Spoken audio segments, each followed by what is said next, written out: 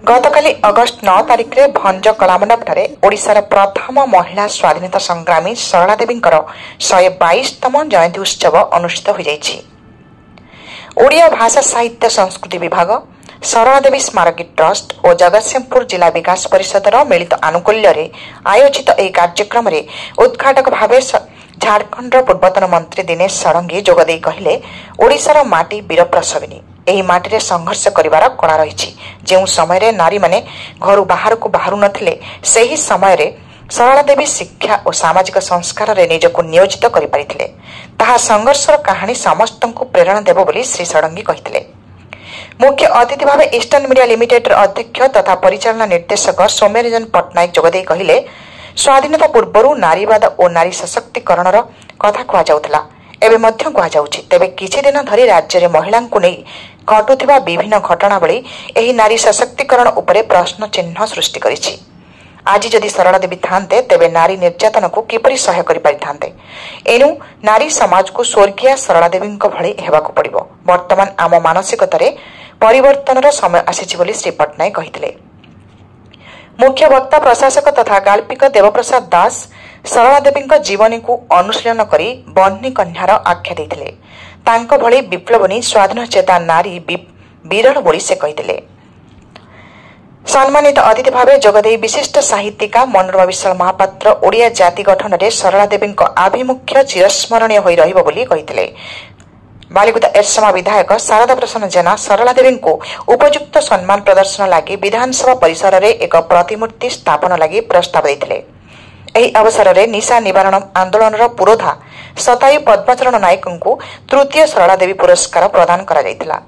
एथि सहित सरला देवी स्मारकी ट्रस्ट तरफ सम्मानित अतिथि कन्नड़ चलचित्र निर्माता रमेश नागाथली को मुख्य वक्ता श्रीयुक्त देवप्रसाद दास संबर्धित करथिबा बेले मुख्य अतिथि श्रीयुक्त सौम्यरंजन पट्टनायक कृतविद्य चिकित्सक डाक्टर दिनेश षडंगी को संबर्धित करथिले।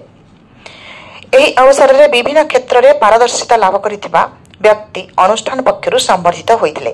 ट्रस्ट संपादक गुरुकल्याण महापात्र संपादकीय विवरण पाठ करथिले। ट्रस्ट अध्यक्ष प्रदोष पट्टनायक अतिथि परिचय प्रदान करथिले। अनुसया साहू कार्यक्रम उपस्थापन करथिबा बेले परिषदर सभापति अजय दास धन्यवाद देथिले। सरला देवी परिवार वर्ग समेत बहु विशिष्ट व्यक्ति कार्यक्रम में उपस्थित थे। समृद्ध ओडिशारू रजत महापात्र का रिपोर्ट। जड़े स्वाधीनता व्यक्तित्व बारंबार ओडिशार आत्मा को प्रज्वलित करुवा मझे मझे धक्का दूसरा व्यक्तित्व होती श्री सरला देवी से थे। बंगला, संस्कृत, ओडिशा, ओडिया और इंग्राजी में अत्यंत प्रवीण थे।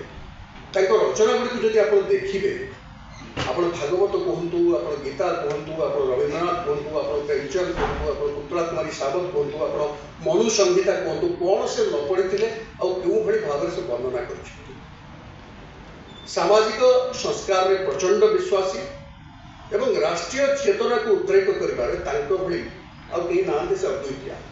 मुझे दृष्टांत दूसरी जिते से केंद्र साहित्य अकादेमी संपादन प्रस्तुत होती से देखिली जे यह प्रचंड वामावादी चिंता आज आम महिला सशक्तिकरण कथा कहूँ से जहाँ लिखिं आप भाई ना सती को जो विरोध कर समस्त विरोध करते से विरोध कर पुरुषों अनुरूप शब्दटी कौन पुरुष मरीगला महिला तो जा चितार बसुला सती नारी टी मला बेले कौ पुरुषटी जा चिता बसुला आत्मदाह करुला जदि अच्छी से शब्दटी कौन कहुए ये प्रश्न सरला देवी प्रश्न करते से लिखिले से नारी एक प्रजनन जंत्र केवल यौन लिप्सा चरितार्थ करने तार जन्म नारी शरीर सार्वभौमत्व बारंबार से दाबी कर नारी विवाह करथिले तार शरीर उपर तार सार्वभौमत्व रही कहीं बाहत कर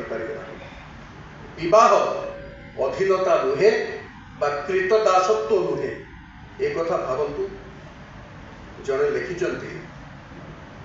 गत शताब्दी विगत शताब्दी चतुर्थ तृतीय शताब्दी चतुर्थ शताब्दी ଯୌତୁକ ଉପରେ ସେ ଲେଖିଛନ୍ତି। ମାନେ ଭାଷା ଦେଖନ୍ତୁ, बेले बेले इच्छा हुए एई पण ग्रहिता मानकु दांडरे लंगड़ा करी सूर्य को प्रखर आलोक तले ततेई देवा बाहर पड़े लंगड़ा जलुए जो मांगुच तो पण ग्रहिता बोली शब्द व्यवहार कर